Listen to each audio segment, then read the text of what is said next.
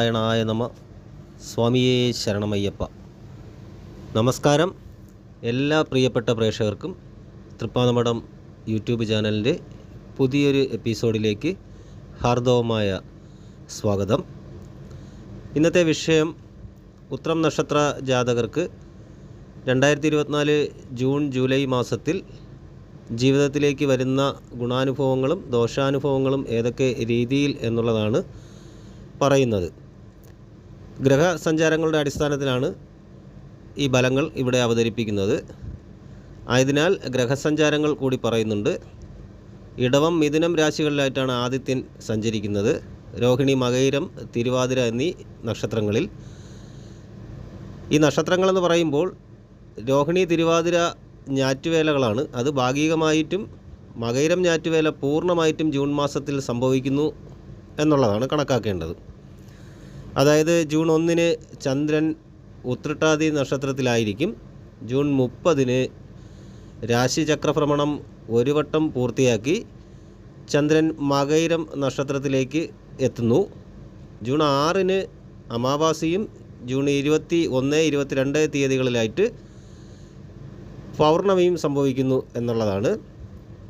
June 1 ചൊവ്വ മീനത്തിൽ നിന്നും മേടത്തിലേക്ക് പ്രവേശിക്കുകയാണ്. ജൂൺ 18 വരെ അശ്വതി നക്ഷത്രത്തിലും തുടർന്ന് ഭരണി നക്ഷത്രത്തിലുമാണ് ചൊവ്വയുടെ സഞ്ചാരം നടക്കുന്നത്. ബുധൻ ഇടവം രാശിയിൽ തന്നെയാണ് സ്ഥിതി ചെയ്യുന്നത്. ഈ സമയത്ത് ജൂൺ 14 മിഥുനത്തിലേക്ക് സംക്രമിക്കും എന്നുള്ളതാണ്. ജൂൺ ആദ്യവാരം മുതൽ ബുധന് ക്രമമൗഢ്യാവസ്ഥ വരുന്നതാണ്. ശുക്രൻ ഇടവം രാശിയിലായിരിക്കും. ജൂൺ 12 മിഥുനത്തിലേക്ക് സംക്രമിക്കും. ജൂൺ മാസം മുഴുവൻ ശുക്രൻ മൗഢ്യാവസ്ഥയിൽ തന്നെ ആയിരിക്കും എന്നുകൂടി പറയുന്നുണ്ട്.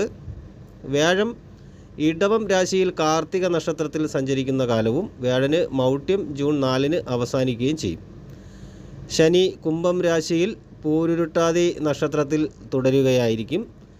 രാഹു, കേതു എന്നിവ യഥാക്രമം രാഹു മീനം രാശിയിൽ രേവതി നക്ഷത്രത്തിലും കേതു കന്നി രാശിയിൽ അത്തം നക്ഷത്രത്തിലും അപ്രദക്ഷിണഗതിയിൽ സഞ്ചരിക്കുന്ന ഒരു കാലഘട്ടമായിരിക്കും ഇത് എന്ന് പറയുന്നത്. ഈ രീതിയിലാണ് ഉത്രം നക്ഷത്രത്തിൻ്റെ ഫലങ്ങൾ പ്രവചിക്കുന്നത്. അപ്പോൾ ഉത്രം നക്ഷത്ര ജാതകർ അഗ്നി, ആയുധം, ധനം, വാഹനം എന്നീ കാര്യങ്ങൾ കൈകാര്യം ചെയ്യുമ്പോൾ വളരെയധികം ശ്രദ്ധിക്കുക, വളരെയധികം സൂക്ഷിക്കുക എന്നാണ് പറയുവാനുള്ളത്. കൂടാതെ തന്നെ നിസ്സാരമായി തോന്നുന്ന കാര്യങ്ങൾ നിസ്സാരമായിട്ട് ചെയ്തു തീർക്കാം, അല്ലെങ്കിൽ നിസ്സാരമായി മാറ്റിവെക്കാം എന്ന് തോന്നുന്ന കാര്യങ്ങളിലൊക്കെ ചെയ്തു തീർക്കുവാനോ അല്ലെങ്കിൽ അതിനെ അഭിമുഖീകരിക്കുവാനോ ഒക്കെ കഠിന പ്രയത്നങ്ങൾ വേണ്ടി വരും എന്നുള്ളതാണ്. പിതാവിൻ്റെ അസുഖം വർദ്ധിക്കുന്ന ഒരു സാഹചര്യം വരികയും അത് തൊഴിൽ പരമായിട്ട് ജാതകൻ്റെ പിതാവിൻ്റെ രോഗ കാരണങ്ങൾ കൊണ്ട് തൊഴിൽപരമായിട്ട് കുറച്ച് ബുദ്ധിമുട്ടുകൾ ഉണ്ടായി വരികയും ചെയ്യുന്നൊരു, അതായത് ശരിക്കും തൊഴിലിലോട്ട് ഇറങ്ങിച്ചെന്ന് കാര്യങ്ങൾ ചെയ്യാനുള്ള സമയം കിട്ടാതെ വരികയും ചെയ്യുന്നു എന്ന് മനസ്സിലാക്കേണ്ടി വരും. എല്ലാ കാര്യങ്ങളിലും ക്ഷമ, വിനയം, ആത്മസംയമനം എന്നിവ നിർബന്ധമായിട്ടും ഉണ്ടായിരിക്കേണ്ട ഒരു സമയമാണ്. കൂടാതെ വിദേശ ജോലിക്കോ വിദേശത്തോ പോകുന്നവർക്ക് നല്ല സമയം അല്ല, അത് മാറ്റിവെക്കേണ്ടതായിട്ടുള്ള ഒരു സമയമാണിത്. പദ്ധതികൾ ആസൂത്രണ വിഭാഗത്തിൽ ഉൾപ്പെട്ടതിനാൽ അതുവഴി ആത്മാഭിമാനം തോന്നുന്ന ഒരു സമയമാണ്. വിദ്യാർത്ഥികൾക്കാണെങ്കിൽ അനാവശ്യമായിട്ടുള്ള ആദി വർദ്ധിക്കും. പഠനകാര്യങ്ങളിലും പരീക്ഷകളിലൊക്കെ അതിൻ്റെ കുറച്ച് ബുദ്ധിമുട്ടുകൾ ഉണ്ടാവും. എന്നിരുന്നാലും ഈശ്വര പ്രാർത്ഥനകളാൽ അന്തിമമായിട്ട് അവസാന ഘട്ടത്തിൽ വിജയം അനുകൂലമായിട്ട് വരും എന്നുള്ളത് ഓർമ്മപ്പെടുത്തുന്നു. പ്രണയത്തിൽ നിൽക്കുന്ന ആൾക്കാർക്ക് രക്ഷിതാക്കളിൽ നിന്നും അതിന് അനുകൂലമായിട്ടുള്ള അനുമതികൾ ലഭിക്കുന്നൊരു സമയമാണ്. സന്താന ഭാഗ്യം ഉണ്ടാകുന്ന ഒരു സമയമാണ്. സഹപ്രവർത്തകരുടെ തർക്കങ്ങൾ പരിഹരിക്കുന്നത് വഴി ആത്മസംതൃപ്തി ഉണ്ടാകും. ആതുര സേവനത്തിൽ ആത്മാർത്ഥമായി പ്രവർത്തിക്കും എന്നുള്ളത് കൂടി പറയുന്നു. കൂടാതെ ജൂൺ പകുതിയോടെ കഴിഞ്ഞ് ജൂലൈ പകുതി വരെയുള്ള ഒരു മാസക്കാലം ഔദ്യോഗികമായിട്ട് കിടന്നിരുന്ന കാര്യങ്ങൾ അല്ലെങ്കിൽ തൊഴിൽ സംബന്ധമായിട്ട് ഉള്ള പ്രൊമോഷൻ, സ്ഥാനമാനങ്ങൾ, ആനുകൂല്യങ്ങൾ എന്നിവ മുൻകാല പ്രാബല്യത്തോടു കൂടി ശമ്പള വർധനവോടുകൂടി തന്നെ കാര്യങ്ങൾ ലഭിക്കും എന്നുള്ളതാണ്. വ്യത്യസ്തമായ പ്രവർത്തന ശൈലികൾ അവലംബിക്കുന്നത് വഴി പിന്തള്ളപ്പെട്ടിരുന്ന ഒരവസ്ഥ അതിനെ അതിജീവിക്കുവാൻ സാധിക്കുകയും ചെയ്യും. സ്ഥിതിഗതികൾ വിലയിരുത്തി പുതിയ പ്രവർത്തനങ്ങൾക്ക് തുടക്കം കുറിക്കുവാൻ സാധിക്കും. ഉപരിപഠനത്തിന് ഉദ്ദേശിച്ച അല്ലെങ്കിൽ ആഗ്രഹിച്ച വിഷയത്തിൽ ചേരുവാൻ സാധിക്കുന്നതാണ്. പൂർവിക സ്വത്ത് പരമായിട്ടുള്ള ഭാഗം വയ്ക്കുന്നത് ആയിട്ടുള്ള കാര്യങ്ങളിൽ വിട്ടുവീഴ്ച മനോഭാവം സ്വീകരിക്കുവാൻ തയ്യാറാവും എന്നുള്ളത് കൂടി ഈ അവസരത്തിൽ ഓർമ്മിപ്പിക്കുന്നു. ജീവിതത്തിൽ വളരെയധികം പരിശ്രമിക്കുന്നവർക്ക്, പരിശ്രമശാലികൾക്ക് മുന്നേറുവാൻ അവസരം കിട്ടുന്നൊരു സമയമാണ്. സാഹചര്യങ്ങൾ അനുകൂലമായി വരുവാനിടയുണ്ട്.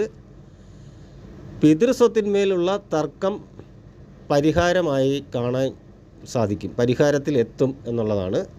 സഹോദരന്മാരുടെ സഹായം തൊഴിൽ രംഗത്ത് പ്രയോജനപ്പെടുത്തുവാൻ സാധിക്കും. പ്രൊഫഷണൽ കോഴ്സുകളിൽ പ്രവേശനം ലഭിക്കാൻ അവസരം ലഭിക്കും. വിദേശത്ത് തൊഴിലിനോ പഠനത്തിനോ ആഗ്രഹിക്കുന്നവർക്ക് അതിനുള്ള അവസരം സംജാതമാകും. പക്ഷേ അത് ജൂലൈ മാസത്തോടുകൂടി, ജൂൺ മാസത്തിലല്ല, ജൂലൈ മാസത്തിൻ്റെ പകുതിയോടുകൂടി മാത്രമായിരിക്കും ആ അവസരം വന്നു ചേരുക. കൂട്ടുകെട്ടുകളുടെ ഗുണദോഷ വിചാരം നടത്തുന്നത് ഉചിതമായിരിക്കും. നല്ലതും ചീത്തയും തിരഞ്ഞെടുക്കുവാനുള്ള കഴിവ് ഉണ്ടാക്കിയെടുക്കുക എന്നുള്ളതാണ്. പ്രണയിനികൾക്ക് പ്രതിസന്ധികളെ നേരിടേണ്ട സ്ഥിതി വരാനിടയുണ്ട്. നേരത്തെ പറഞ്ഞതുപോലെ അത് അവസാന ഭാഗത്ത് അനുകൂലമായ ഒരു സാഹചര്യം ഉണ്ടാവും. ദാമ്പത്യ രംഗത്ത് സുഖം സമ്മിശ്രമായി തന്നെ കാണുന്നു. ജീവിത പങ്കാളിയുടെ ജോലി സംബന്ധിച്ച് അന്വേഷണം ചിലപ്പോൾ ഉണ്ടായെന്ന് വരും.